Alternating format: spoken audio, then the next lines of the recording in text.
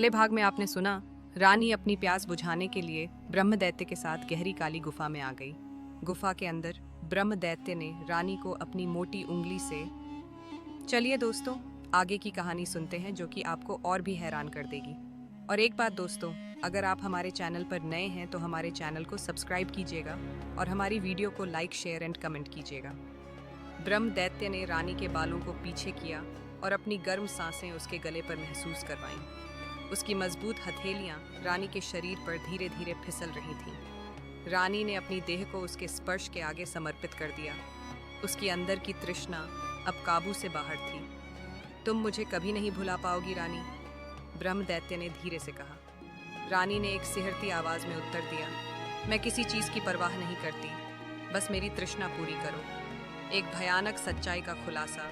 जैसे ही ब्रह्म दैत्य ने रानी के शरीर को अपने अधिकार में लिया, एक रहस्यमयी शक्ति उसके भीतर प्रवेश कर गई। रानी को लगा जैसे उसका शरीर किसी अलौकिक ऊर्जा से भर गया हो, लेकिन वो यह नहीं जानती थी कि हर स्पर्श के साथ वो दैत्य के श्राप की जकड़ में आती जा रही थी। उसके शरीर की तृष्णा तो पूरी हो रही थी, लेकिन इस आनंद के बदले में वो अपना स्वतंत्र अस्तित्व खोती जा रही थी। ब्रह्म दैत्य की मजबूत बाहों में कैद रानी तृप्ति ने अपनी आंखें बंद कर ली। उसकी सांसें अनियंत्रित थीं और उसका मन एक अजीब से नशे में डूब रहा था। लेकिन जैसे ही ब्रह्म दैत्य ने उसे गुफा की गहराइयों में ले जाना शुरू किया, रानी को एक अजीब बेचैनी महसूस होने लगी। गुफा के अंदर लाल रोशनी और भी तेज हो गई थी। हर तरफ अजीब आकृतियां दीवारों पर उभर रही थीं, मानो हजारों आत्माएं किसी जाल में फंसी हुई हों। अचानक रानी को ऐसा लगा जैसे दीवारें सरकने लगी हों और उन पर उभरते चेहरे दर्द से चीख रहे हों। यह क्या है? रानी ने कांपते हुए पूछा। ब्रह्म दैत्य की लाल आंखों में एक चमक आई। उसने एक गहरी सांस ली और धीरे से फुसफुसाया, ये वो हैं जो मुझसे पहले प्यार कर बैठीं, रानी, और अब वो हमेशा के लिए मेरी हैं। रानी का दिल जोर जोर से धड़कने लगा। गुफा के अंदर एक सिहरन भरी ठंडक थी, लेकिन उसके शरीर में अभी भी ब्रह्म दैत्य के स्पर्श की गर्मी बाकी थी। उसकी धड़कनों की रफ्तार बढ़ रही थी, मगर अब उसमें एक नया डर भी था। ब्रह्म दैत्य ने उसे नीचे उतारा और उसकी आंखों में देखा। रानी, तुम्हें जो चाहिए था मैंने तुम्हें दे दिया, अब मेरी बारी है। रानी ने धीरे से पीछे हटने की कोशिश की, लेकिन उसके पैर जमीन से चिपक गए। ब्रह्म दैत्य के होठों पर एक रहस्यमयी मुस्कान उभर आई। तुम्हें अब एक निर्णय लेना होगा रानी, उसने कहा। कैसा निर्णय? रानी की आवाज़ कांप रही थी। या तो तुम मेरी बनकर इस गुफा में हमेशा के लिए रहोगी, या फिर तुम्हें मेरी अग्नि परीक्षा देनी होगी। अगर तुम बच गईं तो मैं तुम्हें जाने दूंगा, लेकिन अगर तुम हार गईं तो तुम्हारी आत्मा भी इन्हीं दीवारों में कैद हो जाएगी। रानी का शरीर कांपने लगा। वो समझ नहीं पा रही थी कि अब क्या करे, लेकिन एक बात उसे साफ महसूस हो रही थी। ये कोई साधारण प्रेम प्रसंग नहीं था, बल्कि किसी गहरे श्राप की शुरुआत थी। क्या तुम तैयार हो रानी? ब्रह्म दैत्य ने धीरे से पूछा। रानी ने कांपते हुए उसकी आंखों में देखा। एक तरफ उसकी अधूरी इच्छाओं की संतुष्टि थी और दूसरी तरफ उसकी आत्मा का अस्तित्व। क्या रानी ब्रह्म दैत्य की परीक्षा में बच पाएगी, या फिर वो भी उसकी शिकार बन जाएगी? रानी के दिल की धड़कनें तेज हो गई थीं।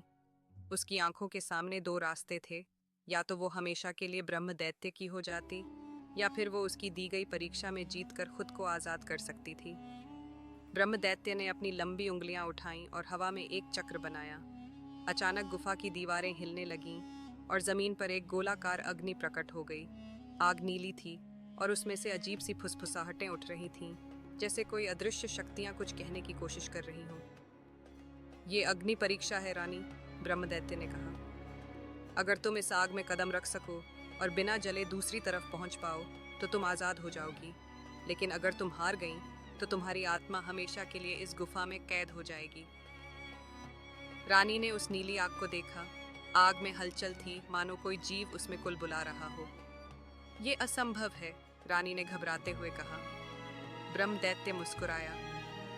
अगर तुम्हारी इच्छाएं इतनी प्रबल थीं कि तुम मेरे पास तक चली आईं, तो उनमें तुम्हें मुक्त करने की ताकत भी होनी चाहिए। सोच लो रानी, क्या तुम अपने जीवन के लिए लड़ना चाहती हो? रानी के मन में अतीत की स्मृतियां दौड़ने लगीं। वो एक शक्तिशाली रानी थी, जिसने हमेशा अपने फैसले खुद लिए थे। क्या वो सच में इतनी कमजोर हो चुकी थी कि अब किसी दैत्य की कैद में अपनी जिंदगी बिता दे? रानी ने गहरी सांस ली और अपने डर को दूर किया। उसने अपने भीतर की शक्ति को महसूस किया। धीरे धीरे उसने पहला कदम उस नीली आग में रखा। जैसे ही उसका पैर आग में गया, उसे ऐसा महसूस हुआ जैसे उसका पूरा शरीर जलने लगा हो, मगर असल में आग ने उसे छुआ तक नहीं। ये आग उसकी आत्मा को परख रही थी। ध्यान से रानी, ब्रह्मदैत्य ने धीमे से कहा, अगर तुम्हारे भीतर कोई डर बचा हुआ होगा तो ये आग तुम्हें निगल जाएगी। रानी ने अपने भय को पीछे धकेला और दूसरा कदम बढ़ाया। अचानक आग के भीतर से काली परछाइयां उभरने लगीं।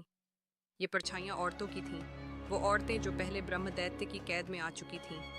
एक आवाज गूंज उठी, रानी पीछे हट जाओ, ये दैत्य तुम्हें धोखा दे रहा है। रानी चौंक गई।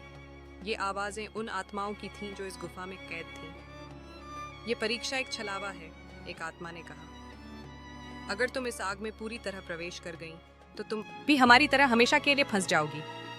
रानी का शरीर कांप उठा। उसने ब्रह्म दैत्य की ओर देखा, जिसकी आंखें रहस्यमयी लाल चमक रही थीं। ये सब सच है ब्रह्म दैत्य? रानी ने गुस्से से पूछा। ब्रह्म दैत्य हंसा। अगर तुम सच में आजाद होना चाहती हो तो सिर्फ एक ही तरीका है, रानी, मुझे हराकर यहाँ से निकल जाओ। रानी को अब एहसास हो चुका था कि वो एक भयंकर जाल में फंस चुकी थी। उसे लड़ना होगा, या तो वो इस दैत्य को हराएगी या फिर हमेशा के लिए इसकी कैद में रहेगी। क्या रानी ब्रह्म दैत्य को हरा पाएगी, या फिर उसकी आत्मा भी उन अन्य औरतों की तरह इस गुफा में कैद हो जाएगी? आगे क्या होगा, जानने के लिए अगले भाग का इंतजार करें।